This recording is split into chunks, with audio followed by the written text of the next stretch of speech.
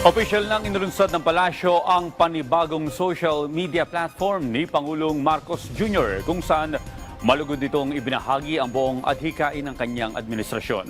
Lalo na ang adhikain sa mga proyektong pinagtutuunan ngayon ng pamahalaan. Ang detalye sa report ni Clazel Partilla. Tapos na yung eleksyon, tama na yung politika. Tama na yung politika. Maggawin na natin lahat ng kailangan gawin. Isantabi na ang politika. Iyan ang panawagan ni Pangulong Ferdinand R. Marcos Jr. ilang araw matapos ang eleksyon. Sa kanyang podcast na ipinost sa mga social media account ng presidente, ibinahagi niya ang 2 aral na kanyang napulo mula sa nagdaang Hatol ng Bayan 2025. 6 sa pambato ng Alyansa para sa Bagong Pilipinas ang nanalo. Nagsawa na ang Pilipino sa politika. Sawan-sawa na sa politika. Ang mensahe sa amin lahat, hindi lamang sa akin, kundi sa aming lahat, tama na yung pamumulitika ninyo. At kami naman ang asikasuhin ninyo. Tama rin naman eh. Yan naman talaga ang dapat natin ginagawa. Pangalawa, disappointed ang tao sa serbisyo ng gobyerno. Hindi nila nararamdaman at masyadong mabagal ang galaw ng pagbubuo ng mga project na hindi pa nila maramdaman. Tiniyak ni Pangulong Marcos ang pagtupad sa mga programa ng gobyerno na magpapagaan sa pasanin ng mga Pilipino, gaya ng 20 pesos na kada kilo ng bigas. 3 taon bago tuluyang natupad ang murang bigas. Walang shortcut sa programa ng pamahalaan. Kinailangan munang tutukan ng gobyerno ang pagpapataas ng produksyon ng palay, tugisin ang mga smuggler na nananamantala sa supply at presyo ng pagkain. Ang key dyan ay yung production.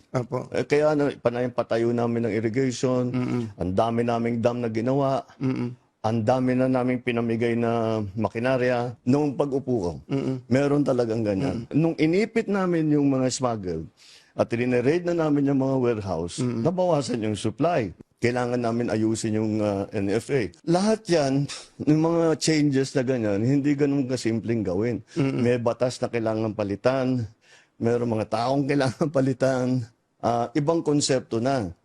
So, ngayon lang namin nabuo lahat. Prioridad din ng administrasyon ang malalaking proyekto na magpapaunlad sa transportasyon, gaya ng Metro Manila Subway na magkokonekta mula norte patungo ng katimugang bahagi ng NCR. Inaasahang magbibigay ito ng pangmatagalang solusyon sa trapiko. Matagal ang paggawa ng mga ganitong proyekto, pero giit ng Pangulo, kapalit naman yan ang pangmatagalang ginhawa ng mga pasahero. Ang problema sa malalaking proyekto, transportation. Medyo matagal eh. Matagal talaga. Matagal yan. Kahit na super efficient, walang problema, tama, hindi nagka-problema. Matagal talaga yan. Anong gagawin natin ngayon habang inaantay immediate, na? Anong gagawin natin ngayon? Ayun ang talagang bibigyan natin ng atensyon ngayon. Tinututukan din ng Marcos Jr. Administration ang dekalidad ng medical services. Sagot na ng PhilHealth ang gastos sa 10 pangunahing sakit na tumatama sa mga Pilipino. Siguro naging problema namin dahil yung tao, kasama na rin yata sa analysis dito sa eleksyon, hindi alam ng tao yung ginagawa na.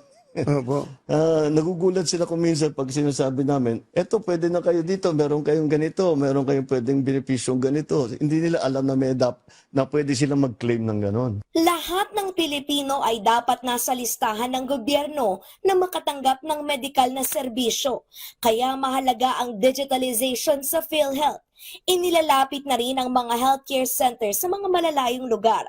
Bukod sa bagong Pilipinas Serbisyo Fair at Lab for All ni First Lady Liza Arneta Marcos, merong bagong urgent care and ambulatory services kung saan maaring magpa-laboratorio at magpa-opera. Yun ang bukas center, 24/7 yan, hindi nagsasara. At yan, yung mga simpleng bagay, para hindi na kailangan pumunta sa malalaking ospital. Hindi lang sa kalusugan sigurista ang pamahalaan, kailangan din panatag ang kaligtasan.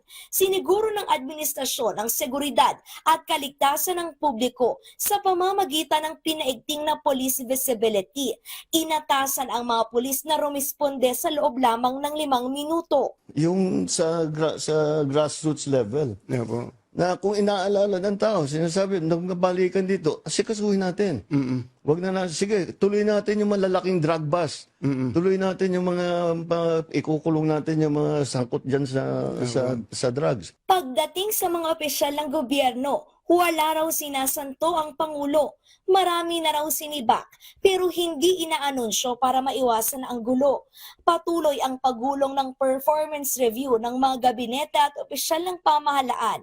Babala ng presidente. Kung talagang may nagkukulang o korap, kung talagang masyadong mabigat yung kanilang kasalanan, kasuhan na namin. Tignan natin kung ano maging resulta nitong performance. Marami mga hamong kinaharap. Tiniyak ni Pangulong Marcos ang determinasyon ng gobyerno. Well, asahan nila na tayo naman, kahit nasa matataas na posisyon, asahan nila lagi kaming nakikinig.